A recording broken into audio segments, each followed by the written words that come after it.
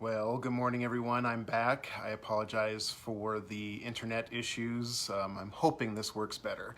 But it was also a little humorous. I was just getting ready to talk about who's in control, who has control.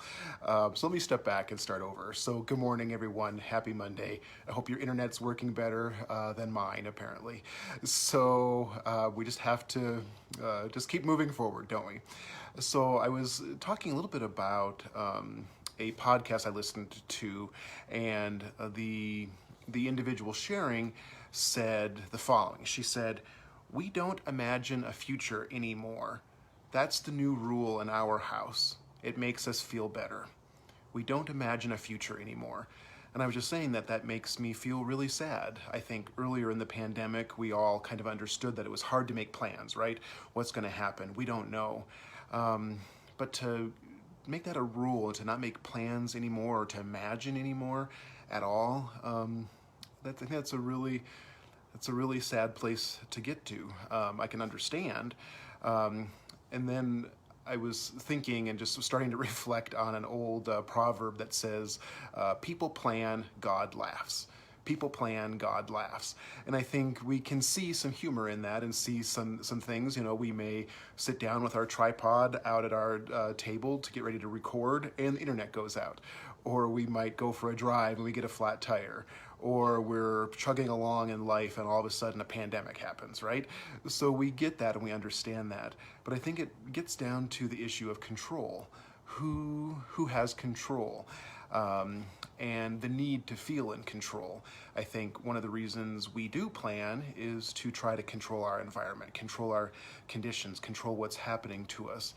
I don't think that has to be the primary motivation, however, to plan and to imagine and to create and to dream. I think for those of us who walk the Christian path, part of imagining, envisioning, dreaming is to create the kingdom of God on earth, to create the kingdom of God on earth. I think to have a concept also of a deity, of a God, of a creator that's entirely in control doesn't necessarily work for me personally. I really, these days, am coming from a place where I think that I can imagine and create and co-create with the divine, with God, and that part of my journey is that walking alongside, being in the presence of, and not of this hierarchical, patriarchal, heavy-handed control that comes from above. I don't believe that these days.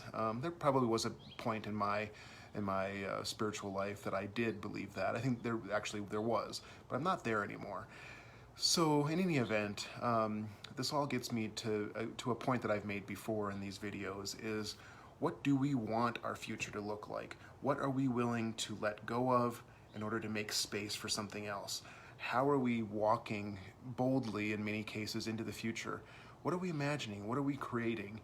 I think that is a Christian thing to do. It is a faithful thing to do, to create and to imagine and to think into being and to work to create this kingdom of God on earth.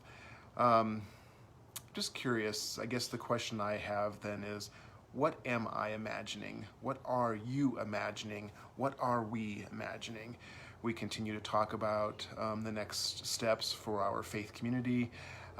That's part of it. But beyond that, this time will not be with us forever. We are moving and working and walking through this. So what do we want to create? What do we imagine for the future? Let's not create a rule to not imagine. I don't think that's healthy for any of us. And I don't think it's a faithful thing to do. I understand the urge, but let's resist that urge to not imagine, to not plan, and instead to try to imagine only the wildest things that are in our minds, the most beautiful possibilities. So what are you imagining today? That's my question. Thank you. Have a good day. Sorry for the internet difficulties. Bye-bye.